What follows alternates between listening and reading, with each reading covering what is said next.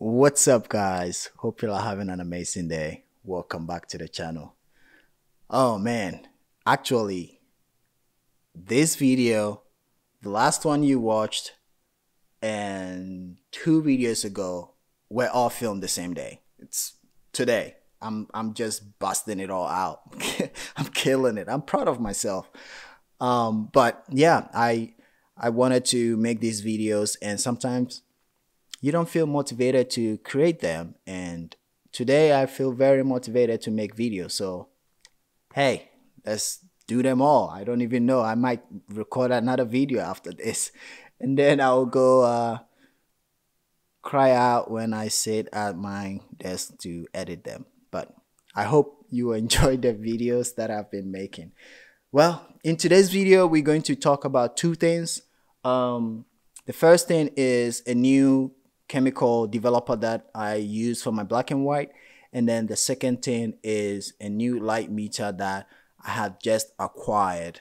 If you develop your own film at home, if you are very familiar with Kodak HC110, you know they discontinued it, just as any other film things that we have. So it's just going to be about time where you'll be buying a Leica for like $5, just because we cannot find any film to shoot anymore, or there is no chemicals anymore to develop the film. So then the cameras are worthless. So shout out to Grainy Days, who purchased his Leica at a thrift store for, I think he said $3 or something like that. It's coming. You never know. But if you develop your own film, HC110 has been discontinued. I've been using HC110 for a very long time. Before then, when I had first got into film and started developing my own film, I was using Kodak D76, D75. Man, I should know. I think it's D76. The powdered one, Anyway, I will go fact check and put it on the screen here so I'm not saying wrong things. That is what I started with, and then my friend introduced me to HC110, and it was a game changer for me because I didn't have to dilute all of the powder and then have it sitting, and if you don't shoot any black and white, it's just sitting. HC110, you dilution B, you pick whatever amount you want, and then you dilute that, you use that, and then the rest is just fresh chemicals sitting in the bottle. So I have been using that for a long time, and the last bottle that I had finished about a week or two ago. Actually more than that, probably like 3 weeks ago. And when I realized it was finishing, I had to purchase a new one. And that was when I realized that HC110 has been discontinued. So I was very frustrated because I am that type of a person. When I find something that works for me, I just stick with it. If it's not broken, you don't fix it, right? So it works for me. I love the time because even though it's Kodak HC110, I love shooting HP5 black and white. Well, I do like Tri-X, but it's way too expensive. So yeah, we stick with HP5. But when you develop HP5 in Kodak HC110, the developing time is 5 minutes. 5 minutes, that is nothing. It's close to developing color for 3.5 minutes. So 5 minutes for me is good because it's not that long. And if I push it, I'm not standing on my feet for like 10 minutes, well, it just depends on how much you push it. However, all I'm trying to say is it worked for me. The time was short and I loved it. But now that they had discontinued it, I had to find a new developer, which was not great because I don't like having too many options, and there was so many options out there to choose from. I was talking to my friend Dave about what chemical I'm going to go with, and suggesting to me what he had used in the past, and just us talking about the next chemical, black and white chemical that I'm going to use. I was introduced to FPP 110. Is it what it's called? Yeah, FPP 110, which is basically the same as HC110, but it is their version or their brand, their version of HC110. I was very curious to see how it looks, the results, and of course, don't take what I'm about to show you as the final for this, the deciding factor for you going out there and choosing FPP 110, because you know how you expose the film, you know, all the science behind developing your film, the temperature, you know, all that is the decisive factor of how your photo is going to look. So even though this is my personal experience with it, you have to also go out there and purchase one and use it and see if you're gonna like it or not. But I'm glad that, you know, we have FPP film photography project that is making FPP 110, which is very similar to, I've been told, similar to HC110. And here are some of the results that I got with it. I haven't done much to these photos. That is also because I shot them with the new light meter that we're going to be talking about very soon, and I wanted to see how the light meter works and how accurate it is. Yeah, I hope that we can have either HC110 back, or that FPP continue to make this developer for us so we can keep shooting black and white. I've been shooting some color a lot lately, but you guys know I love black and white. I enjoy shooting black and white. It is also the easiest for me to develop. Developing color, sometimes I can be very lazy with it, and just the whole process is just, I'm not a huge fan of that. So black and white is great. So yeah, thanks to FPP for making the FPP 110. If you have any other black and white developer that you would like to recommend, please let me know in the description below.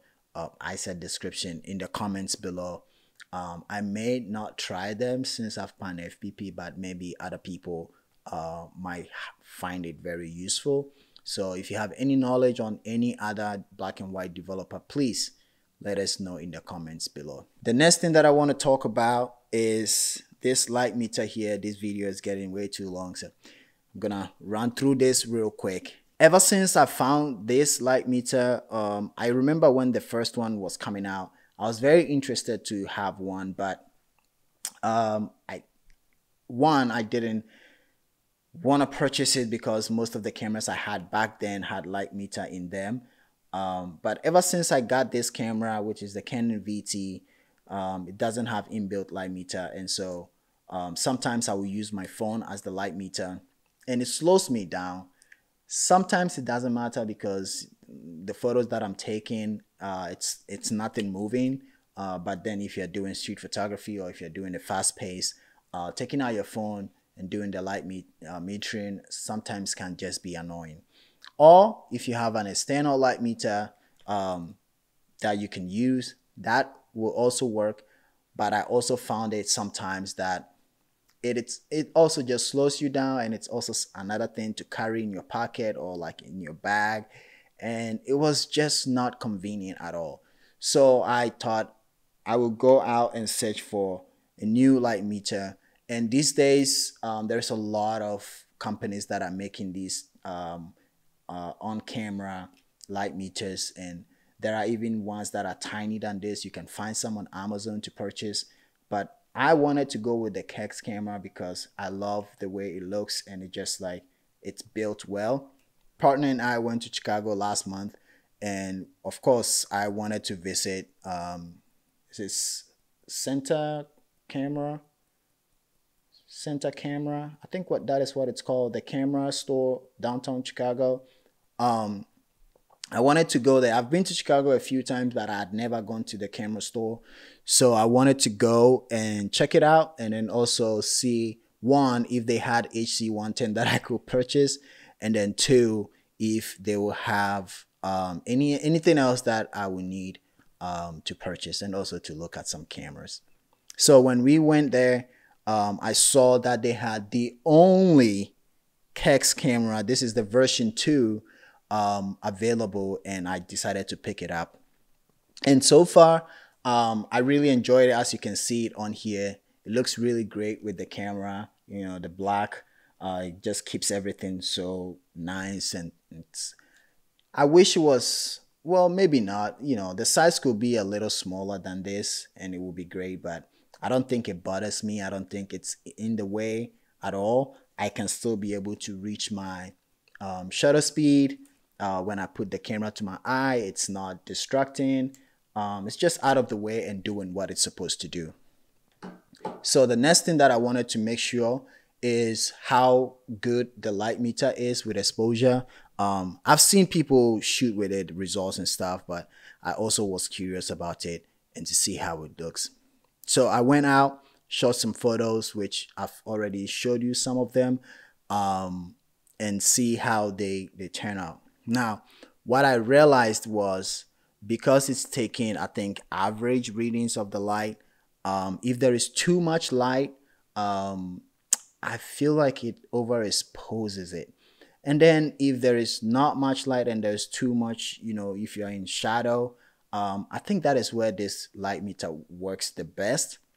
If you happen to be in a location that is very, you know, high contrast, so you have like bright lights and then dark shadows, at that point you have to pick and choose, you know, what you want to expose for. So if you want to expose for the shadows, you just like point it to the shadow side and then take your readings, or you point it to your highlight and take your readings, or you can kind of average it and just go with it and, you know, fix it in post, I guess, or develop it for whatever you want to develop it for. So far I've been happy with it. I'm satisfied with it. It works.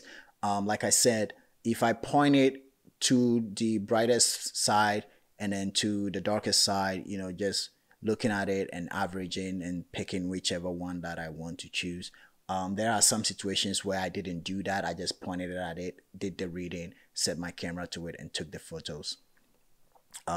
So for outdoors ones, I realized most of my images were just like half a stop or like a full stop overexposed, which it's not an issue because I'm shooting HP5 and it's got great latitude, so I was able to bring it down and the photo doesn't look like it's falling apart. Where I kind of struggled a little bit was we went for a family event and it was indoor, it was backlit, and I wasn't really like paying attention that much, thinking about it. I wish I had a flash, it would have made it way better, but being in that situation, I decided, okay, I'm just going to push my film to 1600 and just shoot it like that. And so most of my photos were a little underexposed, but it wasn't too bad, and so I was able to salvage them and save them. So on this one, I did a little bit of editing on it, raising the shadows, but other than that, I didn't do anything else. And of course, it's backlit, so I just knew that was what was going to happen.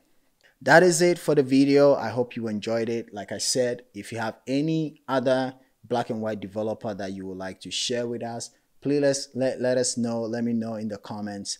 Like I said, I don't think I'm going to change using FPP as long as I can find it to develop. And let me know what you think about the Kex camera, the Kex light meter.